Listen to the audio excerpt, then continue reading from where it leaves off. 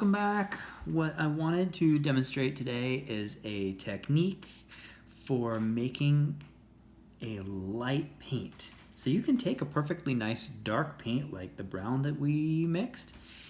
What you want to do is add some water to your brush. This particular one is red, so I'm going to put this into the water and I'm going to make a nice light coat of red, which should make pink.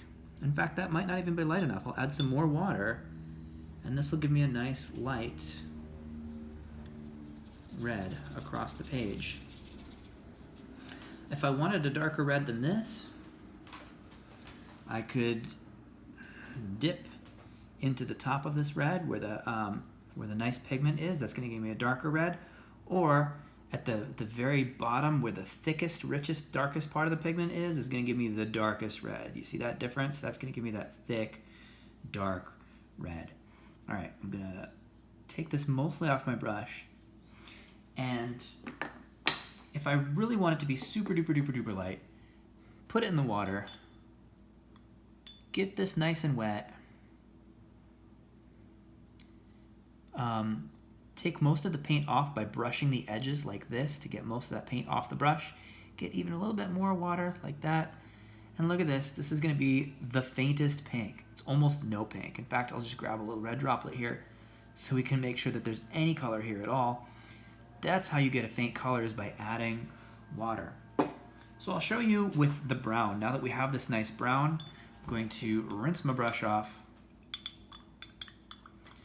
and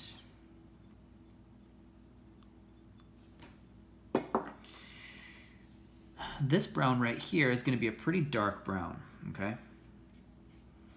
But if I want it to be a lighter brown, what I'm going to do is take the water that I'm dipping into, and you can always change your water. This water is getting a little bit blue because I put blue paint into it.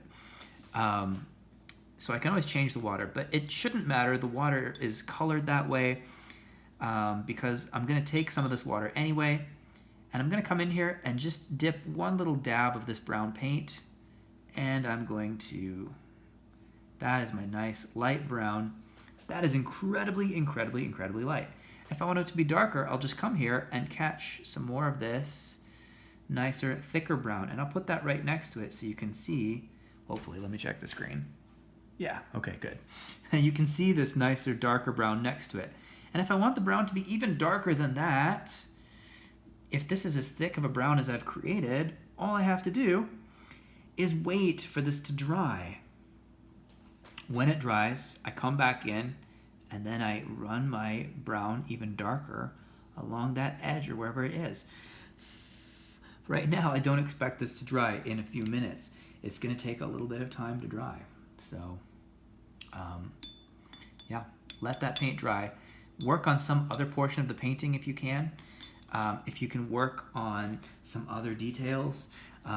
For instance, here we were working on this avocado, and then we could come over to the other half of the painting and work on this avocado. And while I came in here to do this, I could come in here to do this and let that dry. And when I came in here to do this outside, I could come in here to do this outside. So find the places in the paintings where you can work and let it dry if it's not an amazing, beautiful, nice day today, which it really is right now. But if it's not amazing and beautiful and you're really struggling to wait for your paint to dry, work on other sections of the painting.